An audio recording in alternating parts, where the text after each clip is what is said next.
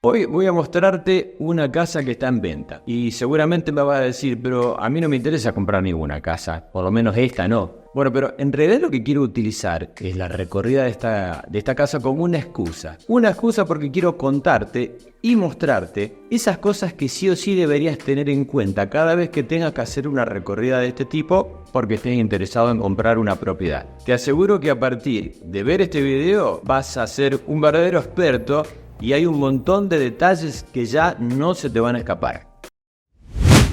Lo primero que uno ve de una casa es la imagen que da desde afuera. Y puede gustarte o no gustarte, pero en realidad no son argumentos que uno pueda llegar a utilizar para decirte que esta casa es mejor que otra. Por eso quiero ir a otro tipo de detalles. Obviamente que también entrarán en cuenta, por ejemplo, si la casa está ubicada en un buen lugar, el tipo de barrio, si te queda cerca del lugar de trabajo, del colegio de los chicos. Pero hoy yo me quiero centrar en otro tipo de detalles que exceden a la valoración que uno hace exactamente de cada casa. Por eso atento a lo que viene. Desde afuera y la apariencia que tiene, la casa se le ve bastante buena, bastante entera. Tiene un estilo muy definido, puede gustarte o no gustarte, pero en realidad se la ve en estado general bastante bien conservada. Una de las cosas que primero veo y me parece interesante es el retiro que tiene la casa con respecto al jardín. No tanto porque vayas a transformarte en un jardinero si no lo sos, sino por esta posibilidad de que las ventanas de la casa estén alejadas de la línea de frente, con lo cual eso nos permite ganar una cierta intimidad de visuales para que las ventanas que dan al frente queden alejadas de la línea por donde habitualmente se circula. Una de las sugerencias que se me ocurren es, por ejemplo, reemplazar esta verja de mampostería por una reja metálica que me permitiera lograr una imagen un poco más actual y, si se quiere, tener mejores visuales desde el interior hacia el exterior. Otra cosa que es interesante es esto que ves aquí al costado. Yo ya hice la recorrida por la casa no tiene un espacio para cochera, pero fíjate que ese retiro que tiene respecto a la medianera nos habla a las claras de que si en un futuro queremos hacer una ampliación e incorporar una cochera a la casa, lo podemos hacer tranquilamente. Así, en ese sentido es un punto a favor.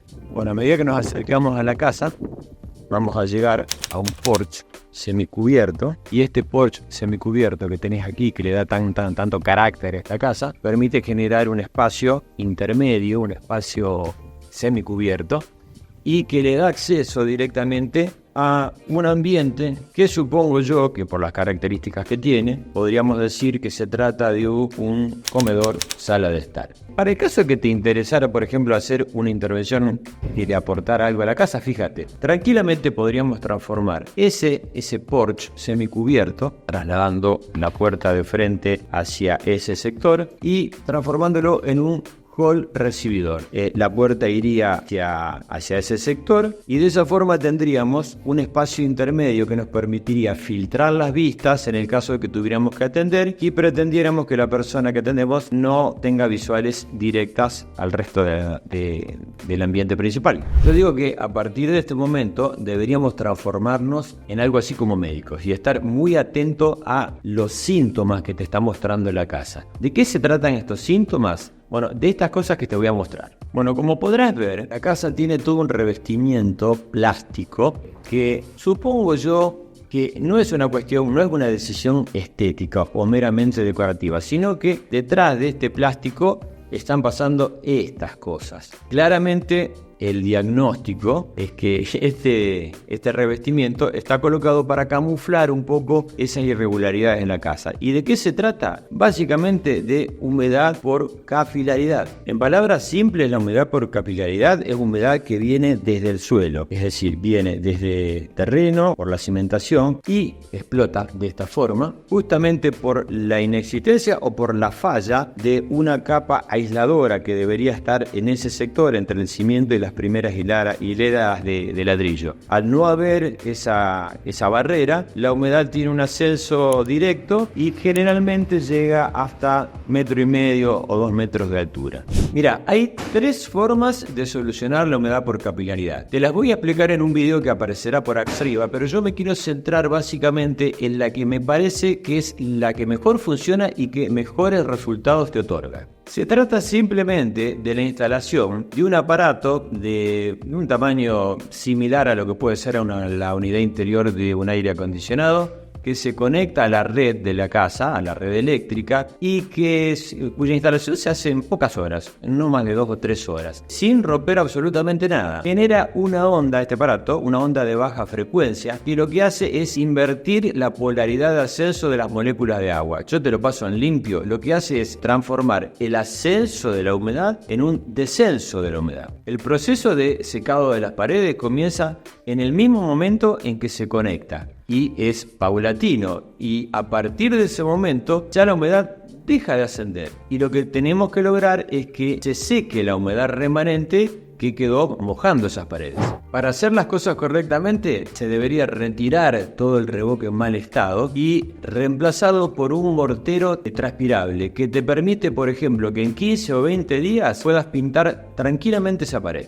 La eficacia de este sistema para resolver humedades que tengan que ver por capilaridad, es decir, por humedades que vengan del suelo, realmente es muy alta. Y una de las empresas que lo viene aplicando desde hace mucho tiempo es Humicontrol. Humicontrol viene desarrollando este sistema y aplicándolo en la restauración de edificios históricos. Tiene una presencia muy importante en España, en toda Europa, y cada vez se está desarrollando más en América Latina. Si te interesa particularmente conocer algunos detalles sobre la instalación de este sistema, yo te voy a dejar en el primer comentario y en la descripción del video un link para que puedas conectarte con ellos. Bueno, si nos fijamos bien en esta casa, este espacio que vendría a ser el área social de la casa, está dividido por una pared que nos comunica directamente con lo que intuyo yo que tiene que ser una cocina que se usaba como comedor diario también. Uno podría pensar, como una alternativa, la posibilidad de voltear esa pared e incorporar este ambiente a el área social de la casa. Ahora, ¿eso puede hacerse? Sí,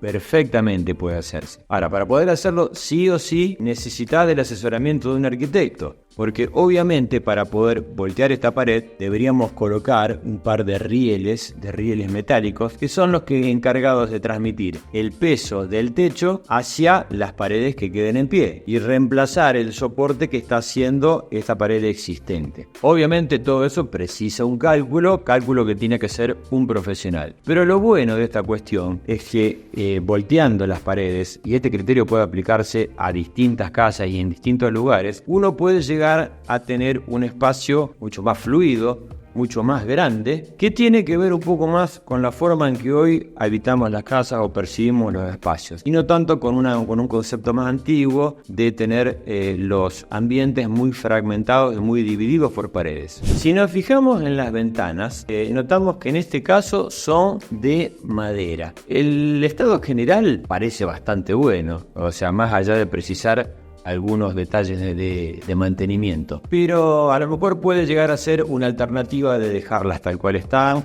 en una primera etapa para que puedas habitar, pero seguramente con el tiempo vas a querer cambiarla, y al cambiarla yo te daría 2 sugerencias. En principio, tratar de que sean más grandes y sobre todo más bajas, si se quiere. ¿Para qué? Para que de esa forma, si estás sentado en este ambiente, aún estando sentado puedas tener una mejor comunicación con el exterior. Y lo otro que quería recomendarte es que en el caso de hacer una ventana nueva, te decidas por un material con menos mantenimiento. En este sentido yo te aconsejo plenamente el aluminio. El aluminio es un material que no lo ataca la corrosión, no precisa de mantenimiento y en la práctica básicamente es eterno. En cuanto a las puertas interiores, no siempre te vas a encontrar con este tipo de puertas, que es muy probable que te encuentres con puertas placas totalmente lisas. Y estas tienen un plus de ventaja, es que tienen un bastidor de madera, con un tablero de madera. Y con respecto a este tipo de puertas puedes tomar 2 actitudes. Una puede llegar a ser pintarlas en un color que se amalgame con el de los muros, o bien elegir un color contrastante. Y la otra alternativa es lijarlas y devolverles el estado natural de la madera. Este tipo de aberturas, lo que tienen en general, estaban hechas con maderas de cedro, que es una madera muy noble, y quizás de cara a una restauración podría llegar a ser una imagen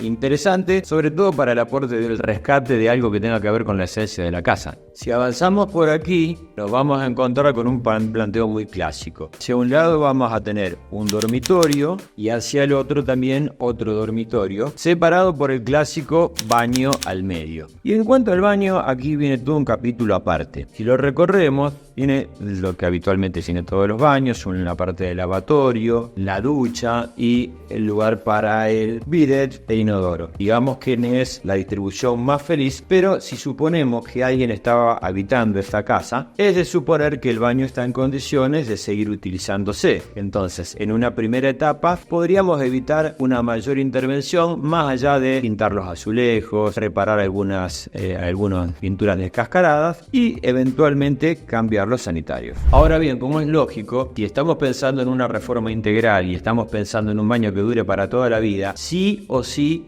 deberías reformarlo completo. ¿Por qué? Porque todo lo que son materiales, los materiales que forman los desagües, las cañerías, la provisión de agua, ya cumplieron su vida útil. Ya le vamos a pretender sacarles algunos años extra. Entonces, en ese caso te va a convenir reemplazarlos por materiales nuevos. Habitualmente son materiales plásticos, polipropileno, PVC, etcétera, pero que esos materiales te aseguran una vida útil mayor a 50 años. O sea que desde ese punto de vista me parece que, más allá que al principio no quieras hacer una inversión grande, necesariamente, pensando en una casa para toda la vida, debas hacer una reforma completa del baño. Y dentro de esa reforma de la infraestructura, obviamente caerá la posibilidad de redistribuir los sanitarios, de agregar sanitarios nuevos o reemplazar el revestimiento existente. Y a propósito de esto te digo una cosa importante. Alguno podrá preguntar, ¿cómo me doy cuenta que esta casa tiene cañerías viejas? El primer síntoma te diría que te fijes en el revestimiento. El revestimiento de las paredes es de azulejos. Estos azulejos hace rato que ya no se fabrican más. Y como verás, por ejemplo, no tienen ninguna cicatriz y nos haga sospechar que han sido reemplazados. Lo mismo ocurre con el piso. Ya que estamos, lo vemos también, que es de baldosas calcáreas. Este baño no ha tenido ningún reemplazo en sus instalaciones, con lo cual es de suponer que estamos ante cañerías que ya han cumplido su vida útil. Otro punto importante en cada reforma es el tema de los pisos, y uno puede tomar varias alternativas. Dejar los pisos existentes, si uno les gusta particularmente, pero habitualmente en toda reforma uno quiere cambiar los pisos. Ahora, ¿qué podemos hacer? ¿Se puede colocar un piso nuevo arriba de este piso? Mira, en general sí se puede, pero deben reunir ciertas condiciones. En principio, que vos los veas parejo. En este caso, por ejemplo, estamos viendo, trata de un piso de mosaico granítico. Esa otra de las cosas que tendrás que verificar, por ejemplo, es esto, a ver, que suenen firmes, que no tengan muchas irregularidades, que la superficie no tenga caídas o partes muy con baches. En ese caso, si vemos algún bache y no tiene no es demasiado pronunciado, uno puede llegar a cubrirlo, puede hacer un bacheo parcial, vamos a decir, y utilizar este piso de base para colocar el nuevo. Ahora, si los problemas son más grandes, la cuestión ya es otra.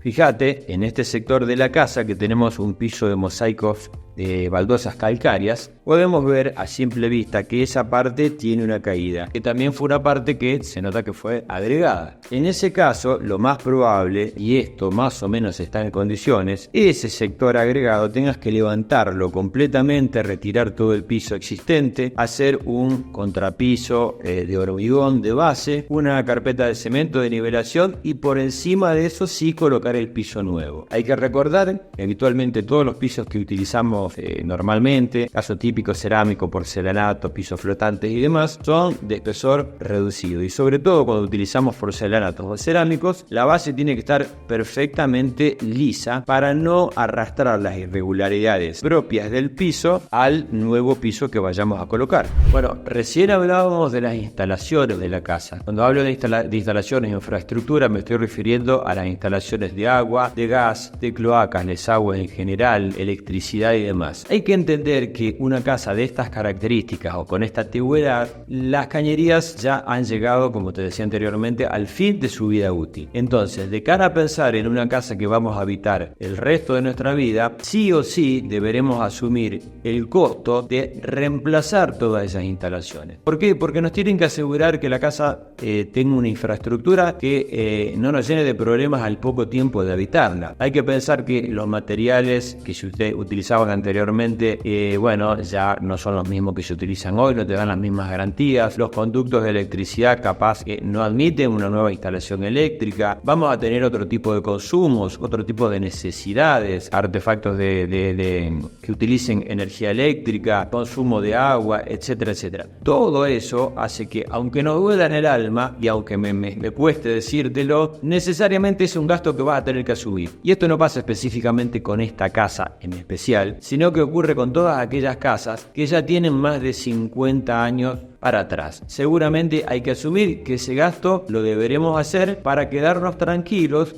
y saber que estamos con esa parte cubierta. Acordate que en un principio te comentaba que uno debe estar muy atento a los síntomas que ve a lo largo de la recorrida de la casa. Y acá me encontré con algo muy particular. Fíjate ese detalle de esa grieta que se ve ahí, que nos habla de justamente un síntoma de algo. Ahí claramente se ha producido un asentamiento de este sector. Es probable que por alguna falla de algún desagüe pluvial. Va a ayudar obviamente a solucionar esto la cuestión del reemplazo de todas las instalaciones, pero necesariamente una vez que reemplacemos las instalaciones vamos a tener que solucionar ese problema reforzando la estructura y recién ahí pretender hacer una reparación de esta grieta haciendo las llaves pertinentes, pero estando tranquilo que el tema estructural está resuelto. ¿Esto quiere decir que esta parte de la casa se va a caer? No, por supuesto que no. Pero es un síntoma, la grieta, que nos habla a las claras que aquí hay un problema y que ese problema necesita ser resuelto. Otra cosa importante que deberías hacer cada vez que recorres una casa evaluando es que hagas este movimiento. Que mires hacia arriba y que trates de ver el estado de conservación de los techos como para estar atento a algunos síntomas en especial. Esa observación de los techos nos va a permitir definir a ver en qué estado general se encuentra el mismo. Aquí, por ejemplo, vemos una cobertura de madera que no sabemos si está ocultando algo, pero por ejemplo vamos viendo algunos sectores como ese que vemos allá en aquel sector y nos habla de algún problema en el techo que deberíamos ver y deberíamos analizar, pero en este caso sí desde arriba. Así que vamos a subirnos arriba al techo. Y al subir al techo te puedes encontrar con un panorama muy diverso. Algunos de ellos pueden tener que ver con reparaciones muy sencillas y otras quizás a lo mejor con algo de cirugía mayor. En este caso tenemos un techo que se nota que ha sido impermeabilizado con membrana líquida, que ya, necesita un repaso. Hay que hacer todo un hidrolavado, hay que reemplazarla por lo menos 1 kilo por metro de membrana líquida como para reconstituir el estado original. Aparentemente esta casa no se le veía ningún tipo de problemas de humedad grave, por lo que se supone que con un mantenimiento mínimo que incluye un hidrolavado podemos resolverlo. Ahora, por fuera de ese sector de la casa que tenía membrana líquida, podemos ver en esta zona un sector que más bajo, que debe resultar de alguna de las ampliaciones últimas que se hicieron, que tienen membrana fáltica. Y sobre ese sector en particular teníamos un problema allá. Si recordás, anteriormente veíamos desde el lado interior un problema en el desagüe, en un rincón, y casualmente coincide con el desagüe. Si hacemos un acercamiento podemos ver un desagüe y otro, y me parece que aquí está el culpable de las humedades que veíamos abajo. Fíjate que en la unión de la impermeabilización con el embudo que hace las veces de bajada pluvial, hay una serie de irregularidades que necesitan ser reparadas. No es una reparación ni costosa ni demasiado compleja, pero en este caso creo que puede ser fácilmente solucionable. El estado general hecho de esta casa es bastante bueno. Ahora, puede que no siempre te encuentres un panorama parecido y en algunos casos requieran de alguna cirugía mayor. No es este el caso y es una buena para los futuros compradores. ¿Qué es lo que haría yo en esta particular circunstancia? Bueno, haría un buen hidrolavado, todo el techo completo para encontrarnos bien el panorama, haría alguna reparación de grietas, reconstituiría la membrana líquida, que de nueva, y en este sector lo más probable es que querería retirar este techo, esta parte de membrana asfáltica, reemplazarla por una nueva o eventualmente amalgamarla con este tratamiento de pintura de membrana líquida, y de esa forma creo que se resolvería fácilmente el tema de entradas de humedad. Bueno, llegado a este punto, quiero hacer una aclaración que me parece que es fundamental. Obviamente, si te quedaste sin presupuesto, todas estas cosas estuvimos contando que habría que hacer en la casa, quizás a lo mejor puedan esperar un tiempo hasta que tus números se acomoden y puedas encarar futuras reformas. Ahora bien, si tu presupuesto te lo permite, yo creo que la mejor decisión es que hagas esto y no postergarlo para el mediano o para el largo plazo. De cara a habitar una casa, nada mejor que hacerlo sabiendo que lo que reformamos va a aguantar el resto de nuestras vidas. Entonces, desde este punto de vista, mi mejor consejo es que trates de evitar luego tener que convivir con las renovaciones, las ampliaciones, el polvillo, el ruido, la gente dando vueltas, porque no es una cosa que merezca ser vivida en primera fila. Por supuesto, claro está, quedan un montón de cosas para ver en esto de recorrer casas para comprar. Si querés que sigamos haciendo este tipo de visitas, hablando de problemas y soluciones, bueno, hacémelo saber en los comentarios aquí debajo que te leo. En un video que va a aparecer por aquí, te voy a contar la ecuación que deberías tener en cuenta para darte cuenta si es mejor comprar o construir. Y también por aquí te voy a dejar un enlace para que visites nuestro nuevo canal de podcast. Vas a ver un montón de contenido nuevo y entrevistas que te van a permitir descubrir un lado desconocido de aquella gente que seguramente ya conoces. Gracias por tu compañía, por tu apoyo de siempre y nos vemos muy pronto.